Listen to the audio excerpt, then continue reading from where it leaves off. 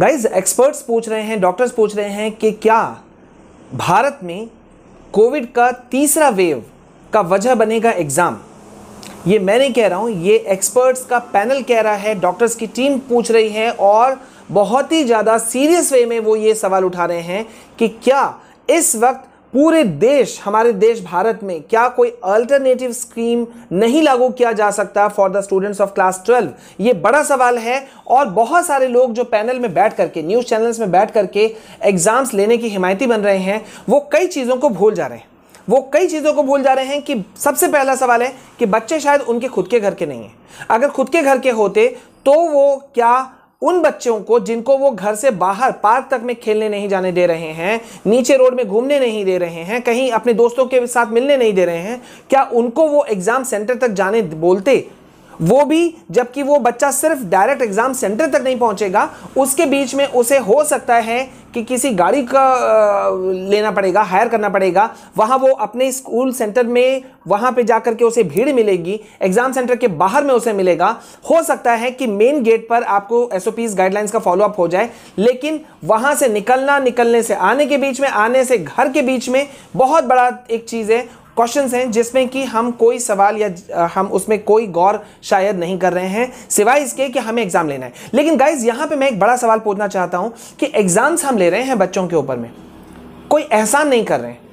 Exams लिया जाता रहा है पहले भी, अभी भी, और पूरे वर्ल्ड में अगर हम बात करें तो कोई इसमें दो राय नहीं है कि भाई आपने एग्जाम्स पहले भी लिया है, इस बार भी ले रहे हैं। लेकिन can't you come with a new idea? क्या आप किसी, मतलब इतने बड़े देश में क्या हम कोई नया अल्टरनेटिव स्कीम नहीं लागू कर सकते, जैसे कि छत्तीसगढ़ ने कर दिया? छत्तीसगढ़ भी इसी भारत का एक राज्य है जहां पर उसने कर दिया कि भाई विदाउट एग्जाम, मतलब एग्जाम भी ले लिया और एग्जाम में बच्चों को प्रेशर भी नहीं रहा। अभी छत्तीसगढ़ के बच्चे खुश हैं। क्यों? क्योंकि वहां पे ओपन बुक एग्जाम का नया अल्टरनेटिव बिना हंगामा, बिना शोरगुल मचाए हुए, जिस दिन हाई लेवल मीटिंग हुआ 23 तारीख को, उसी दिन शाम होते होते तक में छत्तीसगढ़ ने अपना अपडेट निकाल दिया कि भाई हम ओपन बुक एग्जाम लेंगे, बच्चे आकर के बुक और आंसर शीट, क्वेश्चन पेपर और आंसर शीट ले जाएं और 5 दिनों के अंदर अंदर में जमा कर दें। डन। और मुझे नहीं लगता है, मुझे ताज्जुब नहीं होगा, बिल्कुल हैरानी नहीं होगी अगर छत्तीसगढ़ आज, मतलब विद इन 15 से 20 डेज, 15 से 20 दिन के अंदर अंदर में अगर अपनी रिजल्ट भी निकाल दे तो मुझे बिल्कुल हैरानी नहीं होगा। तो अगर छत्तीसगढ़ ऐसा कर सकता है तो व्हाई नॉट अदर स्टेट्स या सीबीएसई बोर्ड? अब जबकि अभी महाराष्ट्र के शिक्षा मंत्री, जो कि पहले अपने यहां पे क्लास 10 12 के एग्जाम्स कैंसिल करने के लिए वो भी तैयार नहीं थे, लेकिन जिस तरह से महाराष्ट्र में केसेस देखने को मिले, उसके बाद में जब उन्होंने इस चीज को फील किया, तब उनका भी कहना है कि नन एग्जामिनेशन रूट को फॉलो करना चाहिए। ये महाराष्ट्र का कहना है। महाराष्ट्र का कहना है, दिल्ली ने तो साफ मना कर दिया कि भाई हम एग्जाम नहीं लेंगे, अगर एग्जाम लेना है तो बच्चों को वैक्सीनेट कीजिए, और बच्चों को वैक्सीनेट नहीं किया जा सकता क्योंकि 18 साल से कम उम्र के बच्चों के लिए वैक्सीनेशन अभी अंडर ट्रायल प्रोसेस में है, जो कि आने में अभी कम से कम 2 से 3 महीना लगेगा। जब कम से कम 2 से 3 महीना लगेगा तो एक सिंपल सा एक सेंटेंस में पूछना चाहूंगा, व्हाई टू टेक चांसेस? एक कहावत है कि जब इस तरह का, जब कोई भी बहुत बड़ा प्रोजेक्ट लॉन्च किया जाता है, चाहे वो किसी भी फील्ड में हो, साइंटिफिक फील्ड में हो या कहीं पर भी हो, तो एक चीज मैंने खुद इस चीज को देखा है क्योंकि मेरा बैकग्राउंड वैसा रहा है। तो एक चीज देखा गया है कि 0.001% भी अगर चांसेस हैं तो उसको भी नहीं लिया जाता है। अगर आर्मी, एयरफोर्स, नेवी के टर्म्स में अगर हम बात करें तो 0.001% का भी अगर कोई चांस है तो उस चांस को भी नहीं लिया जाता है, उस चांस की भी सुधार की जाती है। तो क्या हम इतने बड़े कैपेबिलिटी में आ चुके हैं जब हम ये कर सकते हैं कि चलो भाई 1.5 करोड़ बच्चे ऑन द रोड उतर रहे हैं और कुछ होगा तो देखा जाएगा? क्या ऐसा किया जा सकता है? गाइज, एक स्टूडेंट ने मेरे साथ में ये आर्टिकल शेयर किया है जो मैं आपको दिखा रहा हूं। ये आर्टिकल बहुत ही ज्यादा इंपॉर्टेंट है, ठीक है, और ये आर्टिकल ऑब्वियसली न्यूज चैनल का है, तो मतलब न्यूज चैनल्स तो सपोर्ट में हैं, ये तो मैं आपको बता ही चुका हूं। लेकिन यहां पे पूरे कलेक्टिव वे में यहां पे एक बड़ा सवाल किया जा रहा है कि वर्ल्ड के कोने कोने में सभी देशों ने अपने यहां के स्कूल, यूनिवर्सिटीज, कॉलेजेस के लिए जो मेथड है उसको व्यू किया, उसके ऊपर में पूरा ब्रेनस्टॉर्मिंग सेशन चला। मैं आपको कुछ अपडेट्स दूंगा और यहां पे हम बड़े सवाल को भी उठाएंगे कि क्या सीबीएसई या मिनिस्ट्री ऑफ एजुकेशन अपने यहां भारत के स्टूडेंट्स पर चांस लेने के लिए तैयार है। एग्जाम्स इंपॉर्टेंट है, मैं इससे कभी भी इनकार नहीं कर रहा हूं। मैंने हमेशा से कहा है, आज ये मुद्दा उठा है। हमारा चैनल 3-3, 4-4 साल पुराना है। क्या हमारे चैनल में मुझे पीछे के 3 साल में कोई एक भी वीडियो, एक सिंगल वीडियो भी दिखा सकता है जहां पे हमने कहा कि यार मत पढ़ो या ये मत करो? पढ़ने तो हम अभी भी बोल रहे हैं, लेकिन हम अपने खुद के बच्चों पर चांस कैसे ले सकते हैं, ये मेरा बड़ा सवाल है।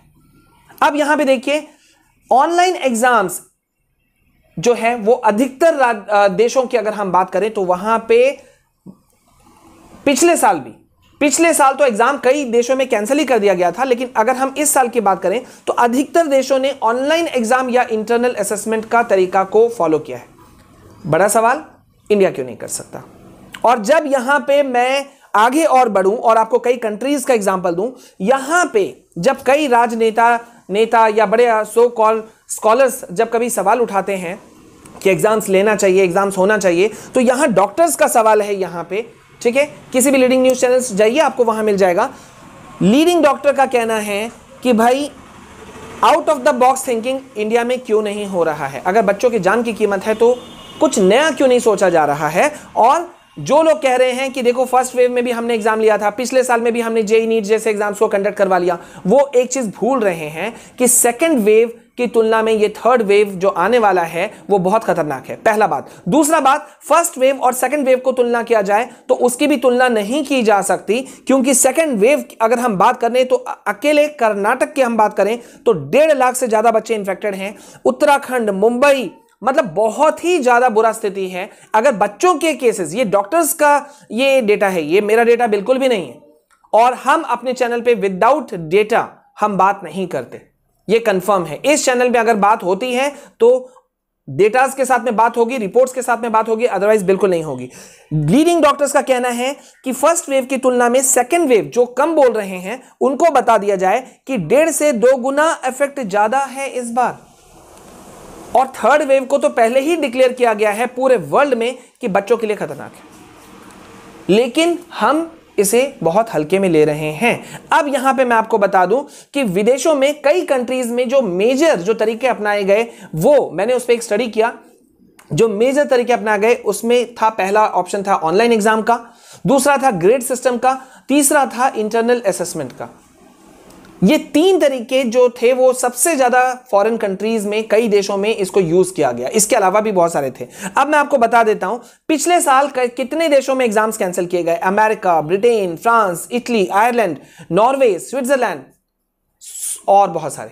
अब यहां पे देखिए, इस साल की मैं कुछ कंट्रीज का मैं आपको एग्जांपल दे दूं कि यहां इस साल में क्या होने वाला है।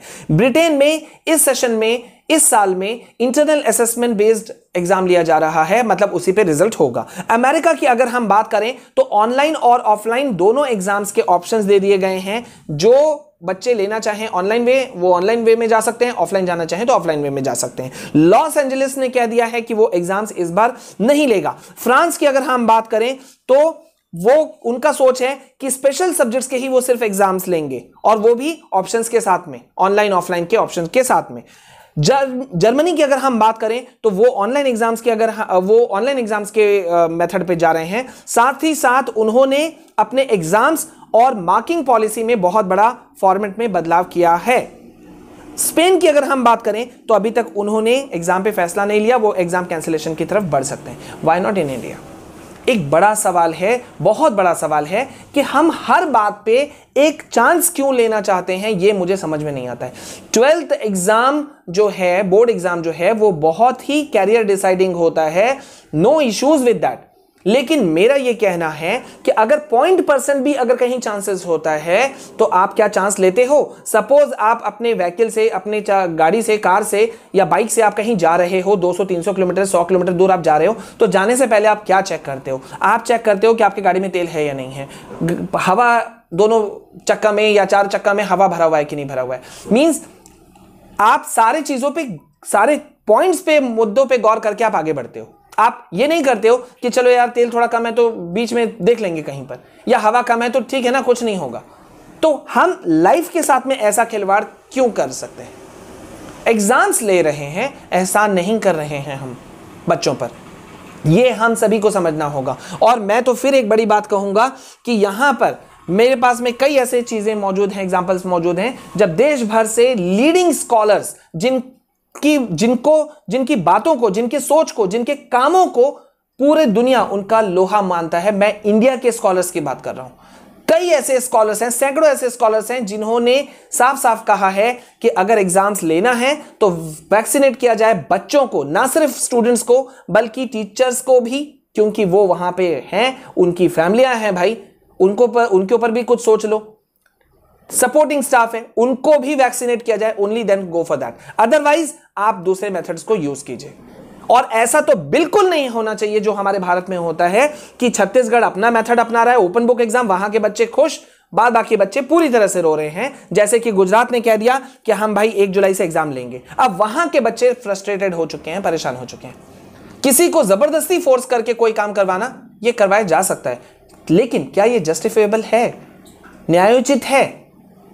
क्या ऐसा होना चाहिए? ठीक है, एग्जाम्स लेना है, सब रेडी है, लेकिन क्या पिछले 14 महीने के क्लासेस को, जिस तरह से क्लासेस चले थे, उसके ऊपर में किसी ने एक सवाल भी उठाया है? उस वक्त ये सो कॉल्ड जो सपोर्टर्स हैं एग्जाम लेने के, वो क्यों नहीं खड़े हुए? मेरा बड़ा सवाल है। अगर आप मेरे बात से सहमत हैं तो कमेंट सेक्शन में आपको लिखना है, sir we are in full support and we are United.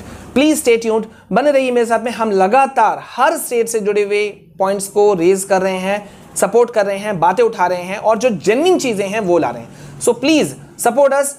Channel पसंद आया हो तो प्लीज़ चैनल को सब्सक्राइब जरूर कीजिएगा। हमसे जुड़ना चाहें तो आप हमसे ट्विटर पे भी जुड़ सकते हैं। मेरा ऑफिशियल ट्विटर हैंडल अकाउंट है विशाल आर्यव, विशाल कुमार जायसवाल से आप मुझे सर्च कर सकते हैं। टेलीग्राम पे जुड़ना चाहें तो स्टडी विद विशाल सर।